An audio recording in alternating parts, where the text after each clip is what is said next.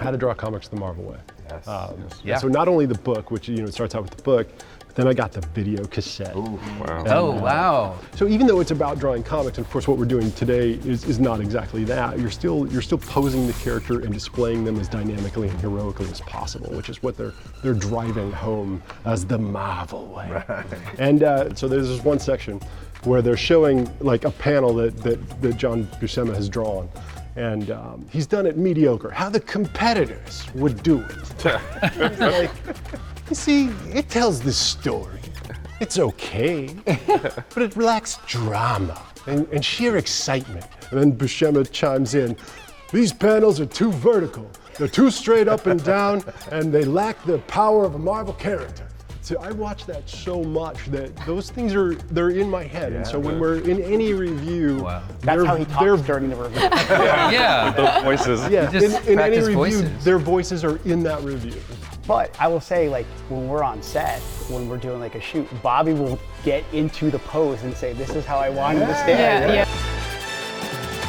Kemp, what was it like for you, who didn't work on the first film, what was it like for you to join that team?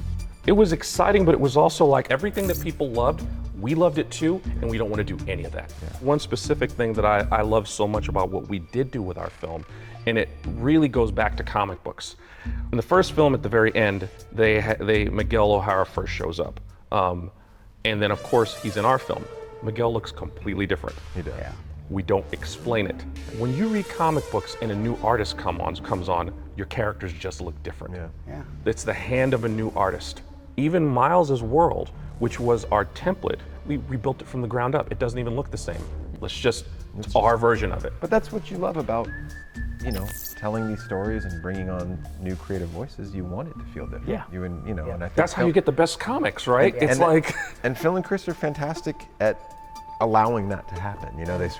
They bring new voices in and they let those voices be heard.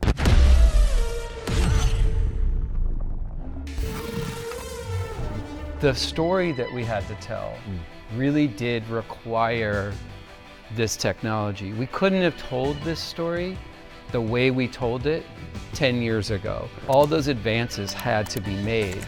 You had to invent Blender, you had to invent Rebel, you had to invent all these different software packages, and we had to have geniuses at Sony Pictures Imageworks who've been like writing code and shaders for like decades to rig something as complicated as Olivia Octavius's, sort of tentacles that were like these soft robotics, that are sort of pulsing and breathing the whole time. I mean, there's thousands of rig points that the animators were controlling there. It was almost like technology, for the first time, wasn't our limitation. Right. All of our creative challenges were story. Yeah. Like we had these really complicated things like explain the web of life and destiny.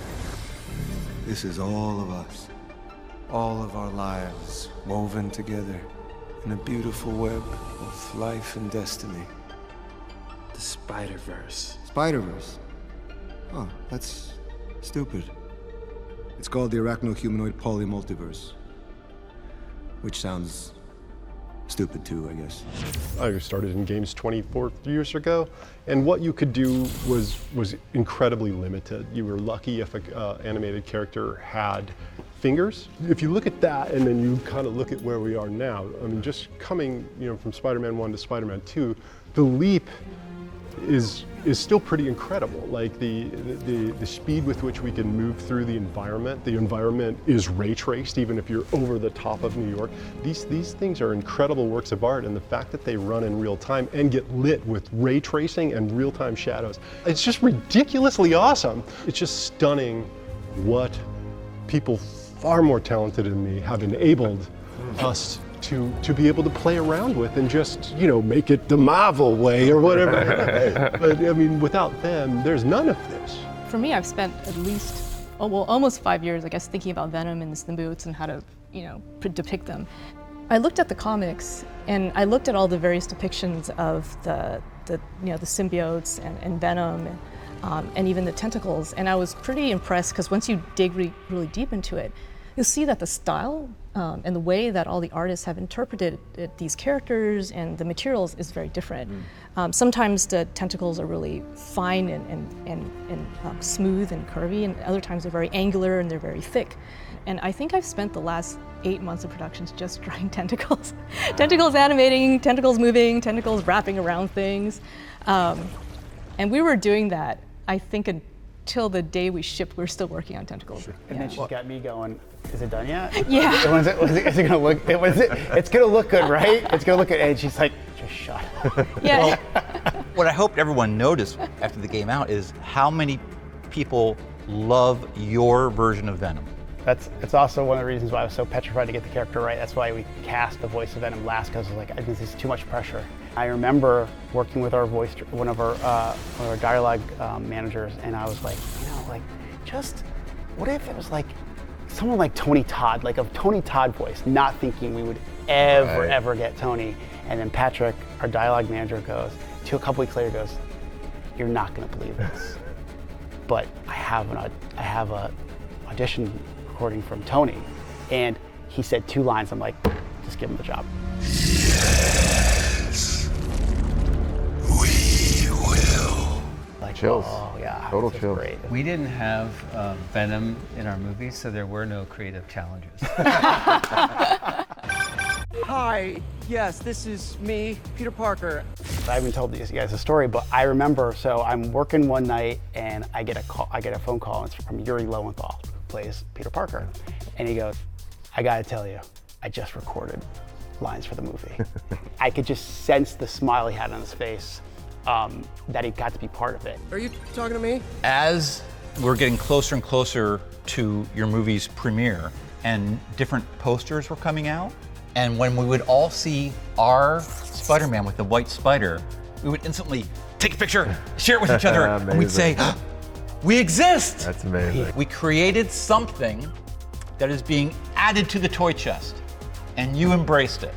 We saw that relationship build with the audience too, Yeah. watching people get excited and knowing that you got excited to see yourselves represented and see people's Yeah. favorite And Spider-Man people on our show crew that up. were like playing your game while they were working on the film. Like Yeah. we almost put one of your guys' glitches that made it into like we almost put like a Which a one? heater, like a space heater, Oh, like swinging Yes, through. yes. From the Miles game, there was a space heater. Like that. Yeah. Well, there's a cube one in this game, so we fixed that. You have, But you have plenty cube. of We call them fodder spider now. cube. Yeah. Spider cube, right? But I think the fact that we had a crew member that brought that up and said, like, what about if there's like a space heater? Like, that's true love. Yeah. This romantic tension is so palpable. How can you guys even concentrate? We've been with this franchise, same people, for like 8 years. 9 years, yeah.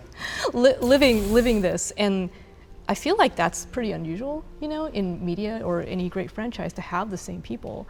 And these projects are, they take a lot out of you personally, mentally, emotionally, but having people around you to help you and to understand what you're going through, but then also to make you a better creator too, is something that's really unique in, it's really unique to me in the industry. That's what I feel at least. And I feel very fortunate every day, to be working with you guys and, and the rest of the team. In the end, we are only as good as the people we work with. We give 1,000 darts to people. They all stand up to throw it. And our job is simply to just go a little bit this way, a little bit that way. Okay, now let go. But honestly, they're the ones throwing the darts. They're the ones hitting the bullseyes. Yeah. They're the ones who make it possible even for us to see what's in our head. What I really don't think we set out, but ended up being, was that the Pete Miles relationship probably for me ended up being the strongest relationship in the game because of how much their relationship evolves through some good times, but also some bad times, where it was Peter being there for Miles at the start, where Miles is more for Peter at the end, and they grow. And I think about my time at Insomniac and working with these two over here for now, 15 years and over 10 years with this one, and thinking about, I'm a better Insomniac and a better creative director because of these two. For me, the game represents what it feels like to be part of this team and this group.